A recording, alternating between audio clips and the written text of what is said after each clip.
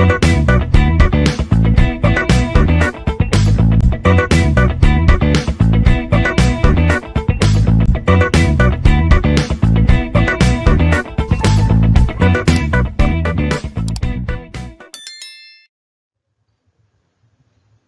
friends, welcome to our new session in the Control Engineering for BE 7th semester undergraduates of Mechanical Engineering.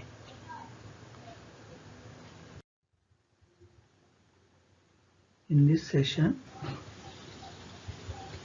we are going to understand more about system compensation and state variable characteristics of linear systems. Under this, we are going to know more about series and feedback compensation and introduction to state concepts.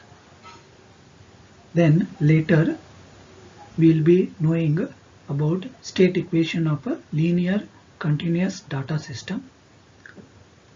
Then metric representation of a state equation, where we are going to do numericals on controllability and observability.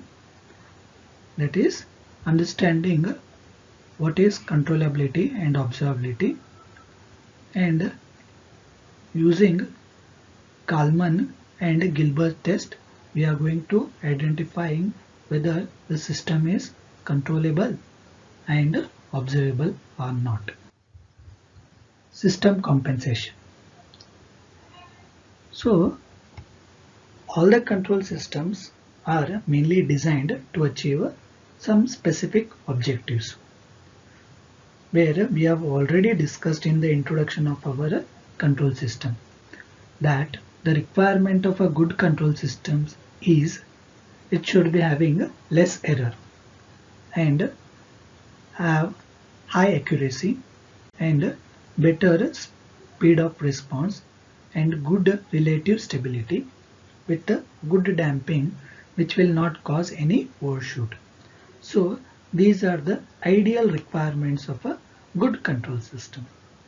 But moreover, to satisfy these conditions or for having a satisfactory performance of a system, control system, what we do is we try to adjust the gain first. But moreover, by adjusting of the gain alone, we cannot have a satisfactory result. The main reason the main reason behind this one is when gain is increased, steady state behavior of the system improves but results in poor transient response and there will be an instability. So this one we have seen that one. So whenever we want to reach the output, in case of a step input, we are finding out we are providing the gain and we are trying to reach the output level. In the process of that one, we are overshooting the output value and there is a peak output.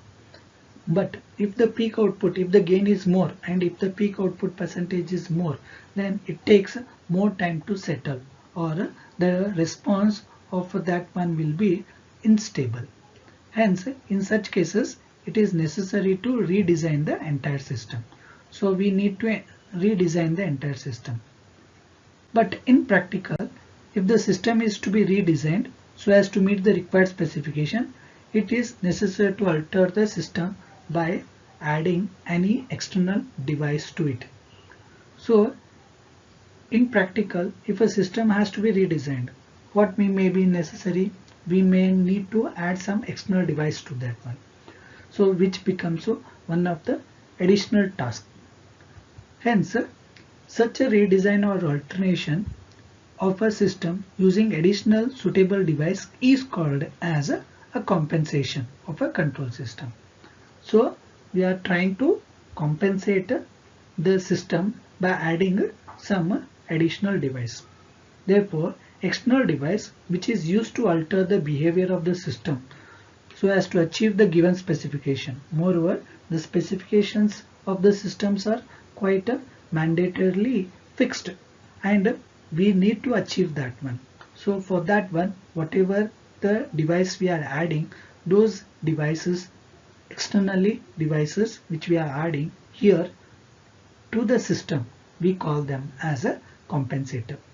So this compensator does provides whatever was missing in the system without much providing any complication to achieve the required performance.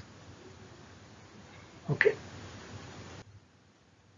So we know now by this time that compensation is modification of a system dynamics to satisfy the given system specification.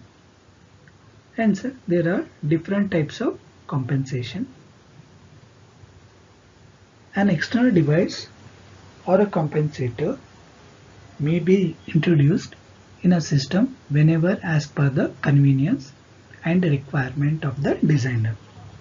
Depending upon where the compensator is introduced in the system to bring back its performance, or the types of compensator which are used are series compensator, parallel compensator, series parallel compensator. Series compensator. The compensation is a physical device whose transfer function is denoted by Gc of S.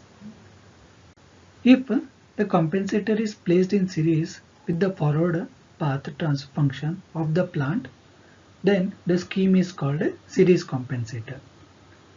Here we are showing you the arrangement of a series type of a compensator. So this is the forward block G of S and the feedback block H of S. In series with the forward block, we are adding the compensator. So here C indicates the compensator. This scheme is also called as a cascade compensator. Here the flow of energy in such a series scheme is from low energy level towards high energy level. Therefore, this requires an additional amplifier to increase the gain and also to provide necessary isolation. So isolation in the requirement is because of vibration there may be some noises, so there is need of isolation. The number of compensator required in series scheme is more than when compared to the parallel scheme. Okay. Next, we are going to know about a parallel compensation or a feedback compensation. In some cases, we see that feedback is taken from some external elements and compensation is introduced in from the feedback, and it is providing an additional input, additional internal feedback loop. Such a compensation is called as a feedback compensation or a parallel type of a compensation. So here the compensation is parallel to the forward block, and what it is doing is part of the feedback is taken as an input and it is getting added to the system itself only. So as here the energy transfer in parallel is from high level towards low level energy point. Hence, in such scheme, additional amplifiers are not required.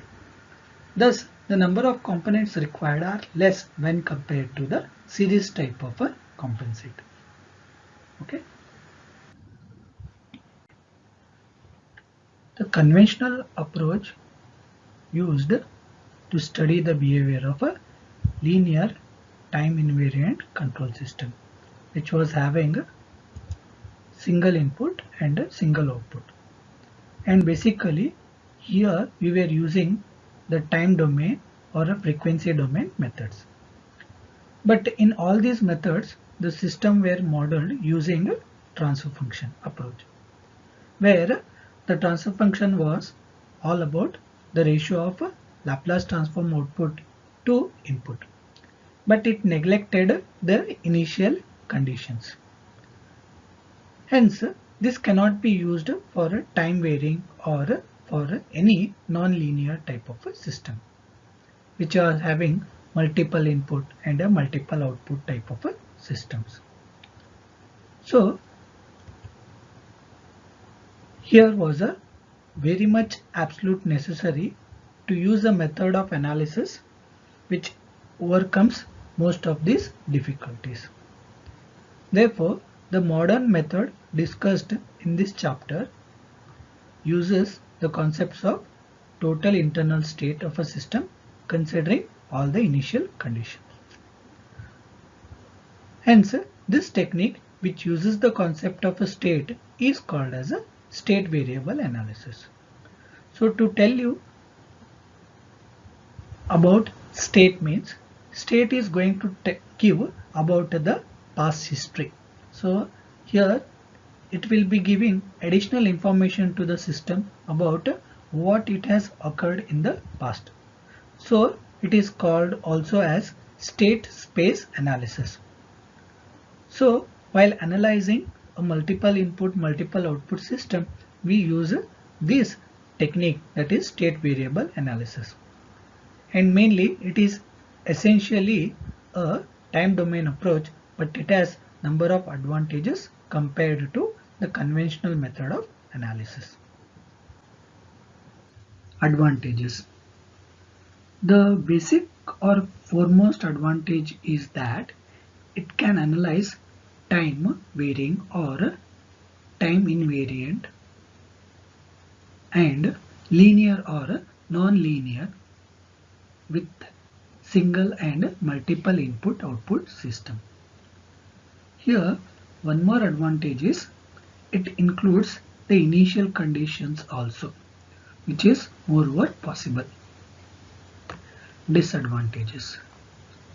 It is having complex techniques, and moreover there are many computational methods which need to be adapted, or computation is more when compared to the conventional control theory.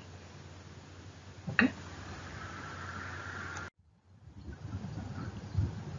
After understanding the advantages and disadvantages of state variable analysis, let's know what is a state or a concept of state.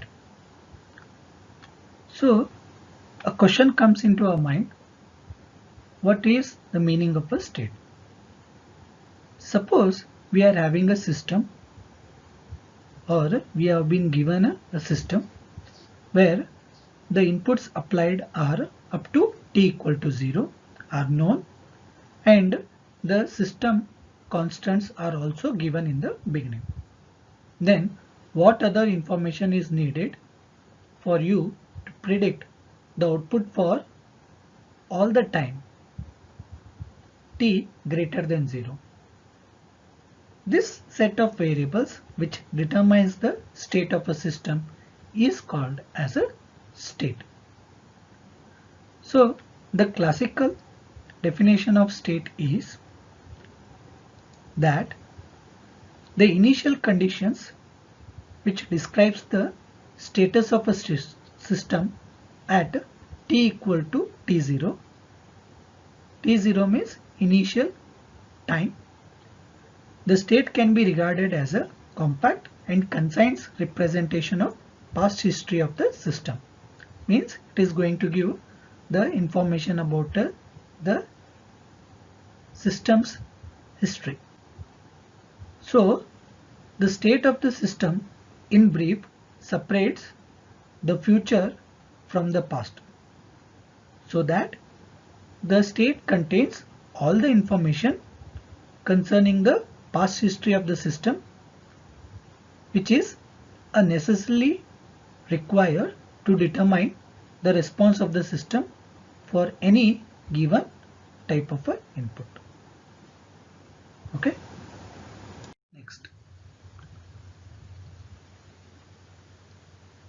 The state of a system at any time t is actually a combined effect of values of all the different elements of the system which are associated with initial condition of the system. Thus, the complete state of system can be considered as a vector having a components which are the variables of a system. So here we can see the inputs, that is vector input, which are closely associated with initial condition x1, x2 like this till xn. So here state can be defined as a vector x of t, capital X of t, called a state vector. This x of t, that is state at any time t, is a n-dimensional vector, that is a column matrix n by 1 as indicated below. So this gives a representation of a state vector. Next, there are some of the important definitions or terminologies associated with state variables. First one, the state. The state of a dynamic system is defined as the smallest set of variables called state variables, such that the knowledge of these variables at t equal to t0 together with inputs for t greater than or equal to t0 completely determines the behavior of a system at t greater than equal to t0. Next, state variables. State variable is a smallest set of variables which determines the state of a dynamic system. So here the n variables like x1 of t, x2 of t, x3 of t, so on, and xn of t are needed to be completely describing the behavior of the dynamic system, such that once the input is given for t greater than or equal to t0 and the initial conditions are at t equal to t0 is specified, then the future of the state system is completely determined. Then such n variables are also called as set of state variables. Next, state vector. If the state variables are needed to be completely described, then the behavior of the given system, that is these state variables, can be considered as the components of vector. Next, state space. The space whose coordinate axis consists of x1 axis, x2 axis, so on until xn axis is called as a state space. So these definitions, important definitions, many are times asked in the examination. Mention the definitions of state, state variable, state vector and state space, and write about concepts of state. So it is important. Next, let us analyze state model of a linear system. So whenever we are analyzing state model equation, we need to know about the output equation and state equation. So state model equation is a combination of two equations, that is state equation and output equation. So here we are going to consider a multiple input, multiple output system, so which is called as MIMO system. So Here we are having input u1 of t and u2 of t, two inputs, and output y1 of t and y2 of t. Apart from that, we are having the state variable inputs, that is x1 of t and x2 of t. No doubt here we are having till xn, means we are having multiple inputs, multiple outputs. So as I have told you that state variables, that is x1 of t and x2 of t, are going to tell about the past history. Means these one are the past variables of the system and these are the present input variables. So for the output equation, what we required, this is the output. For the output equation, what we are going to take is, we are going to take the present input variables and the past variables, which are called as a state variables. Inclusive of that one will be a output variables. So whenever we are writing the output equation in states model, we write it using the state variables. So hence we use coefficients like C, I, J, okay, and D, I, J. I'll tell you where we are going to use. These are the constants. So when we write the output equation in state model, the state model is nothing but the output equation of the state variables.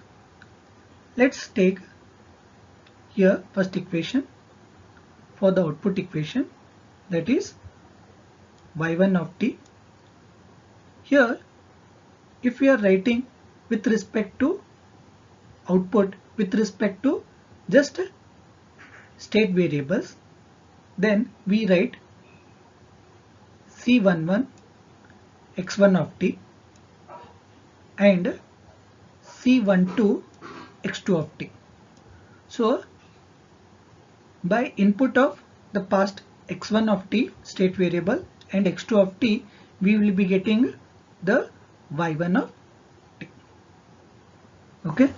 If we want to add for the output the present input variable also, then we write it with the coefficient d11 u1 of t plus d12 u2 of t. Here 11 tells about the first input and the first state variable input, and 12 will tell about first input and second state variable. So it is related to second state variable. So hence we write it as 11 and 12, that is I and J form. This is related to the first output equation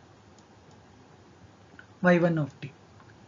Similarly, if you want to write it for the second output equation, that is y2 of t, we write it as C21 x1 of t plus C22 x2 of t plus D21 u1 of t plus D22 u2 of t.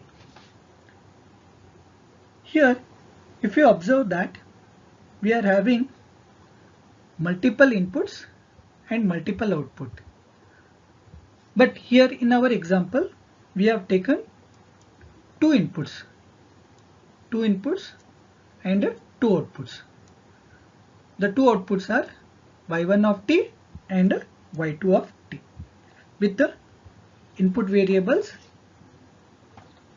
u1 of t and u2 of t. Considering the state variables x1 of t and x2 of t. If we want to write this equation 1 and 2 in a vector form or representation, if we want to write in a matrix form, how we can write it? So this can be written in a here p into 1 form, that is here y1 of t, y2 of t, and to get this output that is c11 x1 of t and c12 x2 of t and c21 x1 of t and c22 x2 of t, we can write it as here c11, c12, c21, c22, and here x1 of t and x2 of t. So when we multiply this row with this column, we get the output equations with the state variables. Similarly, for the output with the input variables, we can write d11, d12, d21, d22, and u1 of t and u2 of t. Next, we get the final output equation. So this matrix can be written like this with the coefficient c. So here we get the state output equation or the output equation for a multiple input multiple output system, that is capital Y of t, we write it equal to c capital X of t plus d into capital U of t. So this is a output equation for a multiple input multiple output type of a linear system, where Y of t is called as a input vector matrix and C is the output matrix or the observation matrix, D is the transmission matrix. Now we have finished the output equation for a multiple input multiple output system, that is Y of t equal to C xt plus d U of t. Similarly, if we want to write the state equation, the state equation is nothing but the differentiation of state variable, that is first order differential equation of the state variable x1 of t and x2 of t. So in many books we can see that they write it as x bar also. So here differentiation of dx1 of t by dt we get as x1 of t. Here also while writing we write it similar to what we have written it for the output equation, but here we are going to use different coefficients like a and b. So here for the state equation we are having the coefficient a11 and the state variable x1 of t. Similarly a12 x2 of t plus b11 u1 of t plus b12 u2 of t, means output of the equation also we are writing. Next, for writing the second state variable equation, we write the differentiation of second state variable d x2 of t by dt equal to x2 dot of t equal to a21 x1 of t plus a22 x2 of t plus b21 u1 of t plus b22 u2 of t.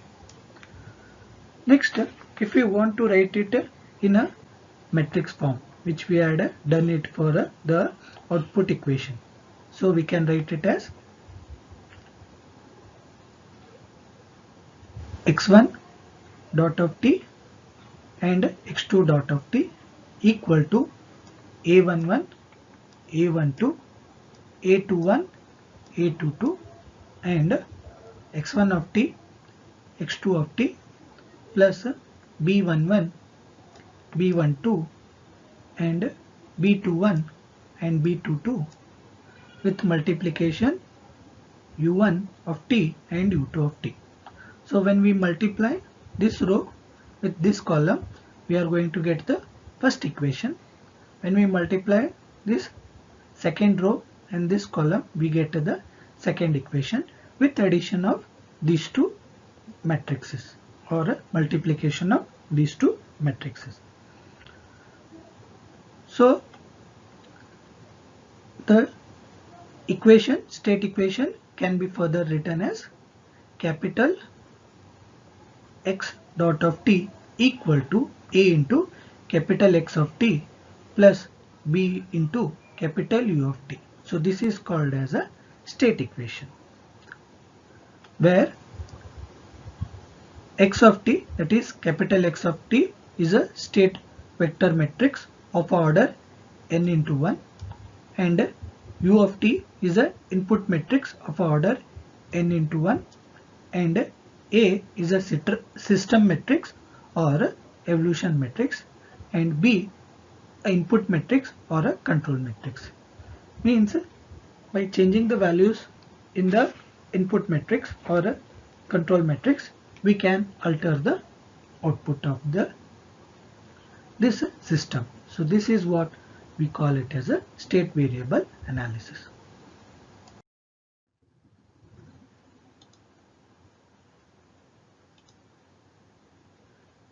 Here we are writing the two vector equation together, and these two equations combined together is called as a state model of a linear system.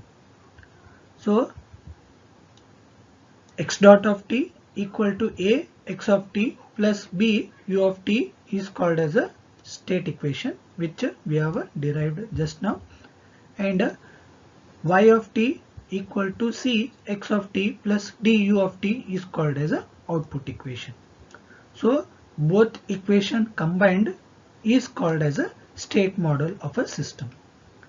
So for finding out the output of a system, we take the input variables as well as the state variables. So we get the output equation. For finding out the state equations, so we use the state variables and the output equation. So we get the state equation. So hence these two equations are going to be very important in further analyzing the state model of any systems. So remember these two equations for analyzing the system. Okay. Thank you. For any queries or for any suggestions, you can contact me at my contact address, that is naveen.kalal@canaraengineering.in. Thank you.